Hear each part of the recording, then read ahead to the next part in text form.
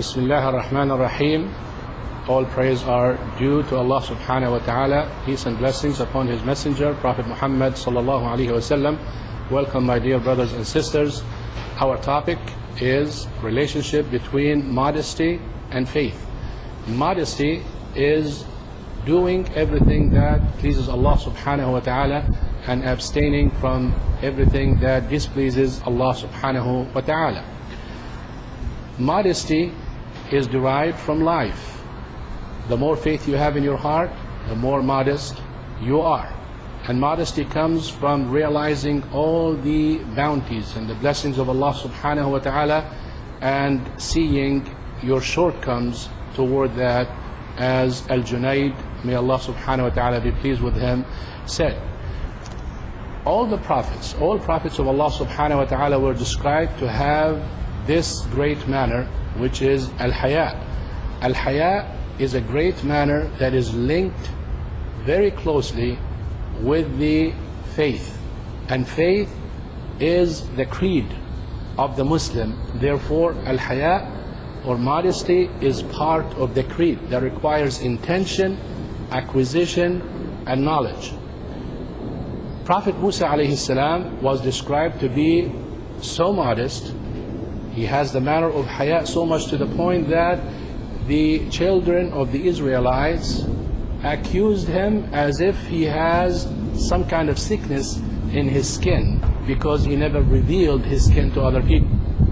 Prophet Muhammad ﷺ was described to be more shy than the virgin. This is to tell you how important the manner of Al-Haya, not only to people but also to prophets.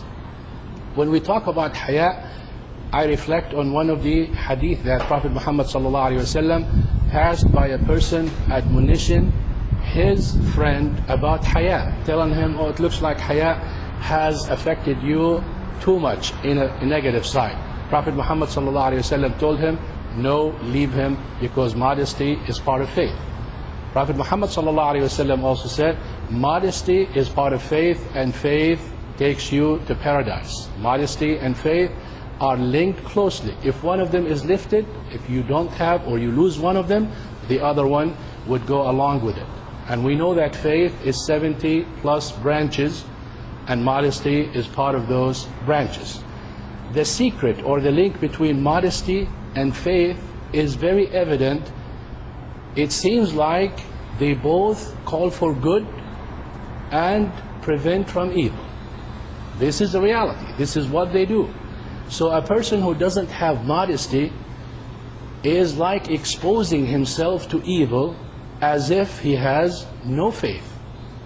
And that's why Prophet Muhammad ﷺ told us in a hadith that among the things that people heard from the words of the previous prophets, if you don't have modesty, then do anything you want or do what you want.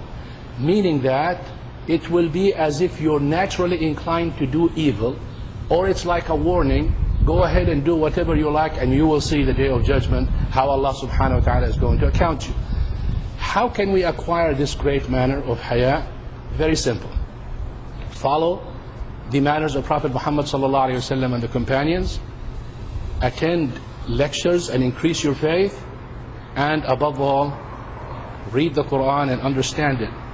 Because everything that needed to be there to improve your manners, you'll find it in the Quran, as the manners of Prophet Muhammad ﷺ were the Quran, as Aisha radiallahu anha described. Also remember that this is the legitimate Haya.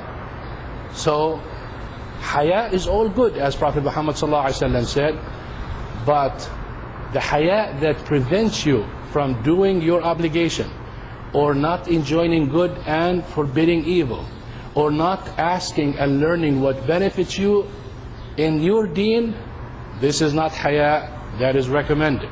This is bad kind of Haya. Haya is always positive, to do what makes you good in this life and the hereafter, and keeps you away from the evil actions and the lowliness of manners or morals.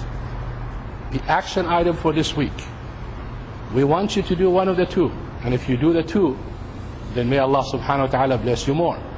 Lower your gaze from opposite sex. and cut your time from watching TV at least one weekend. If you do one of the two or both of them, you are making a step toward the Jannah, inshallah. May Allah subhanahu wa ta'ala bless you all.